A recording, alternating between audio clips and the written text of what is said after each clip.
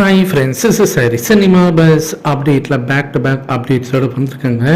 So New Zealand பந்து வீச்சாளர் ஆதித்யா அசோக் அவர்கள் பற்றினாக்கா ஒரு பேட்டியில் வந்து சூப்பராக ரஜினி சாரை பற்றி அந்த விஷயங்கள் வந்து அவருடைய அந்த கனெக்ஷனை பற்றி பேசியிருக்காரு. தன்னுடைய தாத்தா உயிர் இழக்கிறதுக்கு முன்னாடி சில நாட்களுக்கு முன்னாடி நானும் என்னோட தாத்தாவும் ரஜினி சாரோட படையப்பா படத்தை பற்றி நாங்கள் வந்து நிறையா டிஸ்கஸ் பண்ணியிருந்தோம்.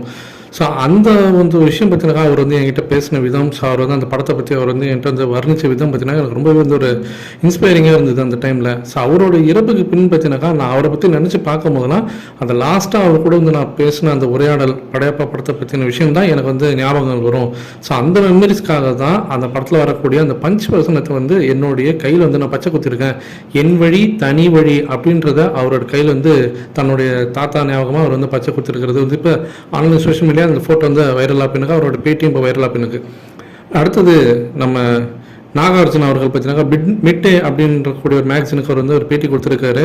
ஸோ அதில் கூலி படம் சம்மந்தமாக அவர் வந்து பேசின விஷயம் இப்போ வைரலாக பின்னுக்கு என்ன சொல்லியிருக்காருன்னா, அமீர்கானுக்கும் எனக்கும் எந்த விதமான காட்சிகளும் பார்த்தீங்கன்னா ஒன்றா திரையில் தோன்ற மாதிரி காட்சிகள் எதுவுமே கிடையாது. நாங்கள் ரெண்டு பேரும் ஒன்றா சேர்ந்து நடிக்கக்கூடிய அந்த சந்தர்ப்பம் இந்த படத்தில் எங்களுக்கு கிடைக்கல. ஆனால் இந்த படம் பார்த்தீங்கன்னாக்கா ஒரு 2 டிஃப்ரெண்ட்டான சாப்டராக இருக்கும் கூலி படமே. ஸோ ஒரே கதையாக இருக்குது, 2 டிஃப்ரெண்ட்டான சாப்டர்ஸ் நடந்துன்னு இருக்கும் அப்படின்ற மாதிரி சொல்லிருக்கிறது இப்போ எல்லாருக்குமே ஒரு ஆச்சரியமான ஒரு விஷயமா இருக்குது.